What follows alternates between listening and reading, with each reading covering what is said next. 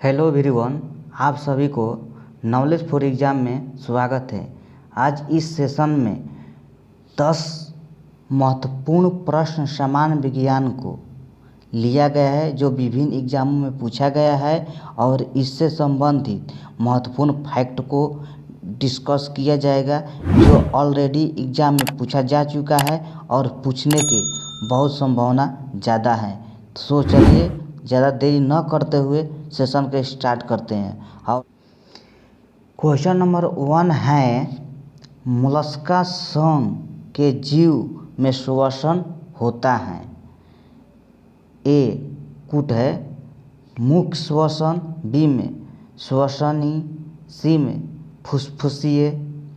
सही विकल्प चुनिए। यहाँ 4 ऑप्शन है, इसमें से चुनना है कि केवल ए एंड सी, कि केवल बी एंड सी, सी में है ए बी सी सभी, डी में है ई में से कोई नहीं। तो यहाँ राइट आंसर क्या है? तो चलिए देखते हैं। राइट आंसर, इसका राइट आंसर हो जाएगा b and c, option number 2, केवल बी एंड सी। चलिए आगे इसको डिस्कस करते हैं। फैक्ट क्या क्या है, फैक्ट देख लेते हैं। बहुत ज़्यादा महत्वपूर्ण होने वाला है वीडियो। तो चलिए यहाँ से फैक्ट नंबर 1 देखते हैं। फैक्ट में क्या है बोला गया है,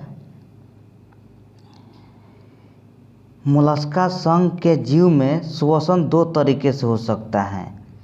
स्थलीय श्वसन जो फुसफुसीय बोला जाता है, और जलीय श्वसन जो गलफड़े या गिल्स के द्वारा होता है।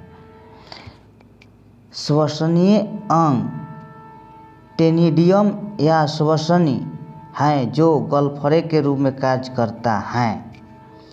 ये फैक्ट देखिए यहाँ। आहार नाल पूर्णतः विकसित होता है, एक यहाँ पॉइंट है यानी कि फैक्ट है। रक्तहीन होता है कौन? मोलस्का संघ के जीव। इसमें उत्सर्जन वृक्क यानी कि किडनी द्वारा होता है। अगला फैक्ट देखते हैं। अगला फैक्ट है, इनके शरीर 3 भागों में विभक्त होता है यानी कि बटे हुए होते हैं, सिर, अंतराग तथा पाद। अब देखिए उदाहरण बहुत महत्वपूर्ण है। उदाहरण याद रखना है, घोंघा, सीपी, ये दोनों बहुत महत्वपूर्ण है, दोनों याद रखिएगा उदाहरण मोलस्का संघ के। चलिए नेक्स्ट क्वेश्चन देखते हैं। Question number 2। क्वेश्चन नंबर 2 क्या है? क्वेश्चन नंबर 2 है कि आहार नाल में भागों के सही क्रम चयन कीजिए। यह आहार नाल को भाग दिया गया है, इसको सही क्रम बताना है। ए में है मुंह, ग्रासिका, आमाशय, छोटी आंत, बड़ी आंत। बी में मुंह, आमाशय, ग्रासिका, छोटी आंत, बड़ी आंत। सी में मुंह, ग्रासिका, आमाशय, बड़ी आंत, छोटी आंत। डी में है मुंह, आमाशय, ग्रासिका, बड़ी आंत, छोटी आंत। राइट आंसर क्या है? राइट आंसर हो जाएगा ऑप्शन नंबर ए, मुंह, ग्रासिका, आमाशय, छोटी आंत, बड़ी आंत। चलिए डिस्कशन देखते हैं। Option number A, answer A, मनुष्य या किसी भी कशेरुकी जंतु की आहार नाल एक लंबी कुंडलित नलिका होती है जो मुंह से शुरू होती है और गुहा में समाप्त हो जाती है। आहार नाल की परिभाषा हो गया। आहार नाल की कुल औसत लंबाई लगभग 8 से 10 मीटर होता है। कभी कभी एग्जाम में 9 मीटर भी रहता है ऑप्शन में, तो इसको करेक्ट करना होता है। यानी कि रेंज हो गया 8 से 10 मीटर तक रहेगा। 8 हो सकता है, 9 हो सकता है, 10 हो सकता है। चलिए नेक्स्ट पॉइंट देखते हैं। नेक्स्ट पॉइंट है, आहार नल का पहला भाग मुंह हुआ है जिसमें तालु, जीभ, दांत, 3 जोड़ी लार ग्रंथियाँ पाई जाती हैं। अब नेक्स्ट फैक्ट देखते हैं क्या है। नेक्स्ट फैक्ट है, इम्पोर्टेंट फैक्ट है ये। ग्रासिका, बड़ी आंत, मलाशय में पाचन की क्रिया नहीं होता है। ये आता है क्वेश्चन कि आहार नाल के कौन सा भाग है जिसमें पाचन की क्रिया नहीं होता है। इस तीनों में से कोई एक ऑप्शन रहेगा या तीनों रहेगा, उसमें से आपको चुनना है। तो ये तीनों याद रखिएगा, ग्रासिका, बड़ी आंत और मलाशय में पाचन की कोई क्रिया नहीं होती है। आइए यहाँ डायग्राम देखते हैं, क्या क्या डायग्राम में है थोड़ा देख लेते हैं। शुरू में यहाँ इंग्लिश दिया हुआ है, हिंदी दिया है, हम हिंदी पढ़ते हैं, इंग्लिश अपना देख लीजिएगा। मुंह यानी कि माउथ, शुरू कहाँ से हुआ? मुंह से। उसके बाद मुख गुहा, उसके बाद ग्रास नली, उसके बाद आमाशय। पूछता है आमाशय का आकार कैसा होता है कि जे की आकार की तरह। कैसा होगा? जे की तरह। छोटी 6 से लेकर 7.5 मीटर, कभी कभी एग्जाम में 6.7 मीटर भी रहता है, ते भी करेक्ट हो जाएगा। यानी कि रेंज क्या है? 6 से 7.5 मीटर। बड़ी आंत लगभग 1.5 मीटर। और पूछता है कि आहार नाल का सबसे बड़ा भाग कौन है? तो यहाँ हो जाएगा छोटी आंत। बड़ी आंत की लंबाई लगभग 1.5 मीटर। एक बार एग्जाम में आया है कि छोटी आंत और बड़ी आंत का अनुपात क्या है, तो उस समय 7.5 लेना है छोटी आंत और बड़ी आंत 1.5 लेना है। इसको जब काटाएंगे रेशियो तो क्या आएगा? 5:1, यानी कि 5:1 होगा। ओके, नेक्स्ट क्वेश्चन देखते हैं। यहाँ एक फैक्ट जो बताया, आहार नल का सबसे बड़ा भाग क्या होता है? छोटी आंत, यहाँ पर मेंशन किया हुआ है। देखते हैं नेक्स्ट क्वेश्चन, क्वेश्चन नंबर 3 यानी कि 3। निम्नलिखित में से कौन सा एंजाइम के संबंध में सही सम्मिलित नहीं है? 4 ऑप्शन है, एंजाइम दिया है और उसका कार्य दिया है, कौन उससे संबंधित नहीं है, कौन कार्य वो नहीं करता है, यही हम बताना है। तो चलिए, पहला में दिया है एमाइलेज। एमाइलेज क्या करता है? स्टार्च यानी कि मांड को तोड़ने में मदद करता है। क्या सही है? देखिएगा अपना। लाइपेज वसा पचाने में मदद करता है। क्या बात सही है? ट्रिप्सिन प्रोटीन को एमिनो अम्ल विघटित यानी कि तोड़ता है। सही है? डी में ऊपरी में से कोई नहीं, तो यहाँ राइट आंसर क्या हो जाएगा? Right answer option number D, यानी कि सभी कार्य सही सम्मिलित किया गया है। एमाइलेज स्टार्च यानी कि मांड को तोड़ने को काम करता है, लाइपेज वसा पचाने में मदद करता है और ट्रिप्सिन प्रोटीन है। चलिए डिस्कशन देख लेते हैं। डिस्कशन एंजाइम के बारे में। एंजाइम एक जैविक उत्प्रेरक यानी कि जैव उत्प्रेरक के रूप में कार्य करता है। बहुत बार पूछा हुआ है फैक्ट। अगला, एंजाइम मुख्यतः प्रोटीन होता है। ये बहुत बार सेंट्रल एग्जाम में अमीनो अम्ल से बना हुआ प्रोटीन। एंजाइम मुख्यतः प्रोटीन होता है, इसका अर्थ क्या हो गया? अमीनो अम्ल से बना हुआ प्रोटीन। अब ट्रिप्सिन के बारे में देखते हैं। प्रोटीन एवं पेप्टोन को पॉलीपेप्टाइड एवं अमीनो अम्ल में परिवर्तित करता है। यहाँ है। Next question, question number 4। Question number क्या है? हाँ, लार में पाए जाने वाला एंजाइम हैं। ए में टाइलिन, बी में लाइपेज, सी में लाइसोजाइम। देखिए इस तरह के क्वेश्चन अब आ रहा है। निम्नलिखित में से सही विकल्प का चयन करें। ए, केवल ए और बी। 2 में केवल बी एंड सी। 3 में केवल ए एंड सी। डी में उपर्युक्त में से सभी यानी कि ए बी सी। यहाँ राइट आंसर क्या हो जाएगा? राइट आंसर है टाइलेन और लाइसोजाइम, यानी कि ऑप्शन नंबर 3 ANC, केवल ANC। चलिए व्याख्या देखते हैं। व्याख्या में है टाइलिन और लाइसोजाइम। टाइलिन और लाइसोजाइम। लाइपेज क्या है? अग्नाशय में पाए जाने वाला एंजाइम है, जिसे अग्नाशयी रस भी कहा जाता है। क्वेश्चन नंबर 5, निम्नलिखित में से कौन सी ग्रंथि या शरीर के ताप को बनाए रखने में मदद करता है? बहुत बार रिपीट हो चुका है क्वेश्चन, प्रीवियस देखते होंगे तो मालूम होगा आप लोग का। ऑप्शन ए पीयूष, बी में थायराइड भी बोला जाता है, सी में हाइपोथैलेमस, डी में अधिवृक्क। तो राइट आंसर क्या है? राइट आंसर यहाँ हो जाए हाइपोथैलेमस, ऑप्शन नंबर सी। चलिए यहाँ डिस्कशन देखते हैं, फैक्ट क्या क्या दिया गया है। हाइपोथैलेमस मस्तिष्क में थैलेमस के नीचे स्थित होता है, ये पोजीशन दे दिया। फैक्ट क्या है?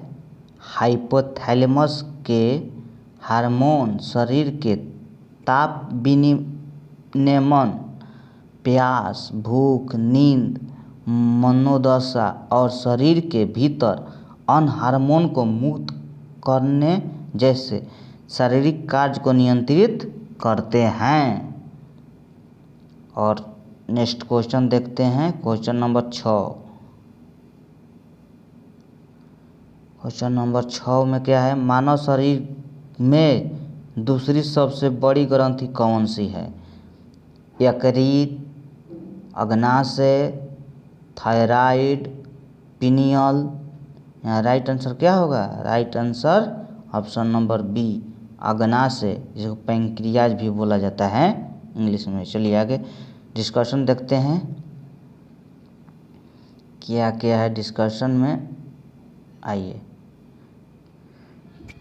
डिस्कशन में है अग्नाशय यानी कि पैंक्रियाज हो गया। यह एक साथ अंतःस्रावी और बहिःस्रावी यानी कि नली युक्त इंडोक्राइन बोलते हैं, दोनों प्रकार की ग्रंथियाँ हैं, इसलिए मिश्रित ग्रंथि भी बोला जाता है।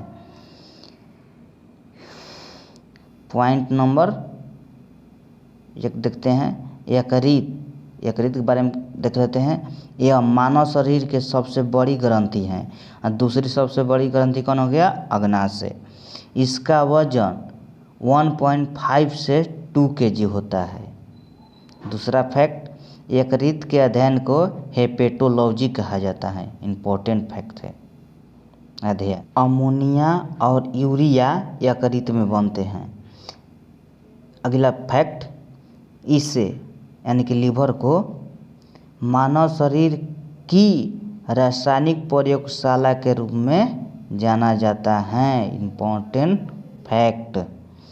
यकृत पित्त रस को स्रावित करता है और पित्ताशय में जमा होता है। पित्त कहाँ स्रावित होता है? यकृत से। और कहाँ जमा होता है? पित्ताशय यानी कि गैल ब्लैडर में। अगला पॉइंट, ट्रिप्सिन नामक एंजाइम को भी स्रावित करता है, कौन? यकृत, लीवर। और पिनियल ग्रंथि के बारे में कुछ देख लेते हैं। पिनियल ग्रंथि मानव शरीर की सबसे छोटी ग्रंथि है। सबसे छोटी ग्रंथि पिनियल ग्रंथि। पीयूष ग्रंथि जब ए ऑप्शन में नहीं रहेगा तब पीयूष ग्रंथि को टिक कर सकते हैं, दोनों रहेगा तो बेस्ट आंसर होगा पिनियल ग्रंथि। पीयूष ग्रंथि को क्या बोलते हैं? मास्टर ग्लैंड यानी कि मास्टर ग्रंथि भी बोला जाता है।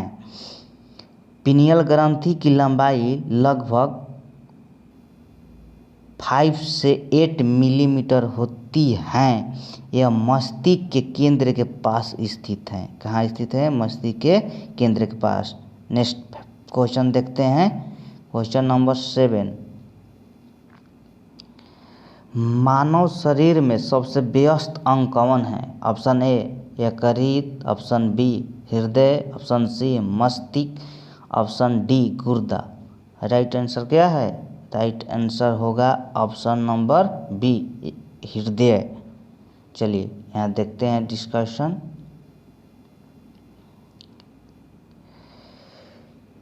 ऑप्शन नंबर बी हो गया हृदय। हृदय और उसकी बीमारी के अध्ययन को कार्डियोलॉजी के रूप में जाना जाता है। हृदय के अध्ययन को क्या बोलते हैं? कार्डियोलॉजी। मनुष्य का हृदय लगभग एक मुट्ठी के आकार का होता है। हृदय का आकार कैसा है? एक बंद मुट्ठी की आकार की जैसा, बंद मुट्ठी आकार होना चाहिए। अगला फैक्ट, शरीर में रक्त का संचरण हृदय द्वारा नियंत्रित होता है। रक्त का संचरण किसके द्वारा होता है? हृदय द्वारा। इसका भार यानी कि हृदय का भार लगभग 300 ग्राम होता है। अगला फैक्ट देखते हैं, मनुष्य का हृदय का चेंबर 4 चेंबर का बना होता है। हृदय की धड़कन को नियंत्रित करने वाला हार्मोन थायरोक्सिन और एड्रेनलिन है। थायरोक्सिन और एड्रेनलिन ये महत्वपूर्ण है पॉइंट है। हृदय के धड़कन को नियंत्रित। क्वेश्चन नंबर 8 में क्या है? निम्नलिखित कथनों का सही तथ्य चयन करें। कथन नंबर 1 में है, शरीर से हृदय की ओर रक्त ले जाने वाली रक्त वाहिनियों को शिरा कहते हैं। क्या ये बात सही है? सही है या गलत है? सोचना। कथन 2, हृदय से शरीर की ओर ले जाने वाली रक्त वाहिनियों को धमनी कहलाता है। देखिए इस तरह के क्वेश्चन बना के आएगा, लोग को लगा डिफिकल्ट है। मेन ऑप्शन ए केवल कथन 1 सही है। बी में है केवल कथन 2 सही है। सी में है न तो कथन 1 सही है और न ही कथन 2 सही है। डी में कथन 1 एंड कथन 2 दोनों सही है। राइट आंसर क्या होगा? राइट आंसर डी, कथन और 2 दोनों सही हैं। आगे देखते हैं क्या क्या फैक्ट है। शिरा के बारे में समझते हैं। होता है अशुद्ध रक्त अर्थात कार्बन डाइऑक्साइड युक्त रक्त होता है। इसका एक अपवाद है, उसका क्या नाम है? पल्मोनरी शिरा। फेफड़ों से वायुनलिन में रक्त को पहुंचाता है और इसमें शुद्ध रक्त होता है। शिरा में अशुद्ध होने चाहिए, लेकिन एक अपवाद है जिसका नाम पल्मोनरी शिरा है, जिसमें शुद्ध रक्त होता है। यह फेफड़ों से वायुनलिन में रक्त को पहुंचाता है। ठीक। धमनी के बारे में जाने। धमनी में शुद्ध रक्त होता है, ठीक, अर्थात ऑक्सीजन युक्त रक्त होता है, किंतु इसका भी एक अपवाद है जिसका नाम पल्मोनरी धमनी है। दाहिने नीले से फेफड़ों में रक्त पहुंचाता है, इसमें अशुद्ध रक्त होता है। धमनी में शुद्ध होता है, लेकिन इसका एक अपवाद है पल्मोनरी धमनी, जिसमें अशुद्ध रक्त होता है। यह दाहिने नीले से फेफड़ों में पहुंचाता है। आगे देखते हैं क्वेश्चन नंबर 9। एनीमिया रोग निम्नलिखित में से किसके कमी के कारण होता है? Calcium, potassium, iodine, iron. यहाँ राइट आंसर क्या होगा? Option number D, iron. Iron के संकेत किससे देते हैं? Fe, लोहा। चलिए डिस्कशन देखते हैं। डिस्कशन इसमें ज़्यादा नहीं है। ऑप्शन नंबर डी आयरन हो गया। अस्थिमज्जा को हीमोग्लोबिन बनाने के लिए लोहा की आवश्यकता होती है। एनीमिया किसके कारण होता है? आयरन के या हीमोग्लोबिन के कारण भी दे देता है। ऑप्शन में जो रहेगा करेक्ट कीजिएगा।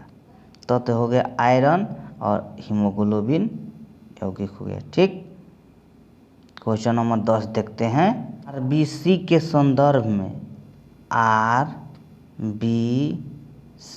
रेड ब्लड सेल के संबंध में कथन कौन सा सही है? पहला कथन ए हो गया, जन्म से पहले आरबीसी यकृत और प्लीहा, जिसको तीली बोलते हैं, में बनते हैं। क्या पहला कथन सही है? बी में है, जन्म के बाद आरबीसी अस्थिमज्जा में बनते हैं। कथन तीसरा यानी कि सी, ऊंच ऊंचाई पर रहने वाले व्यक्तियों में मैदानी इलाकों में रहने वाले व्यक्तियों की तुलना में अधिक आरबीसी होते हैं। 4 ऑप्शन है। पहला ऑप्शन में है केवल ए और सी। बी में यानी कि दूसरा ऑप्शन है केवल बी और सी। ऑप्शन 3 है केवल ए और बी। ऑप्शन 4 है कथन ए और बी और सी, यानी कि तीनों सही है। राइट आंसर क्या होगा? ऑप्शन नंबर 4 ए और बी और सी तीनों बात सही है। एक कथन इम्पोर्टेंट डिस्कशन देख लेते हैं।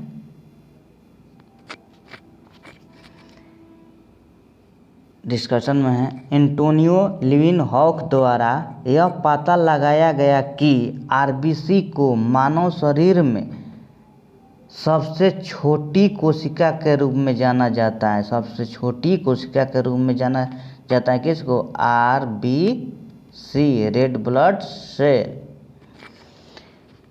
अगला पॉइंट, लाल रक्त में हीमोग्लोबिन नामक एक प्रोटीन होता है और आरबीसी का जीवन काल, ये भी आता है, 20 से 120 दिन होता है। जीवन काल कितना होता है? 20 से 120 दिन। आरबीसी को एरिथ्रोसाइट के रूप में भी जाना जाता है। अन्य नाम पूछता है कि आरबीसी का नाम क्या है? एरिथ्रोसाइट। अब डब्ल्यूबीसी वाइट ब्लड सेल, श्वेत रक्त कणिकाएं को ल्यूकोसाइट, अन्य नाम क्या हो गया? ल्यूकोसाइट कहा जाता है और इसका जीवन काल 3 से 4 दिन होता है। लाल रेड ब्लड सेल का जीवन काल 20 से 120 दिन। वाइट ब्लड सेल यानी कि श्वेत रक्त कणिका का जीवन काल 3 से 4 दिन या 2 से 4 दिन देता है। ठीक, अगला पॉइंट, श्वेत रक्त कण का निर्माण अस्थिमज्जा, लिम्फ नोड, यकृत, प्लीहा यानी कि तीली में होता है।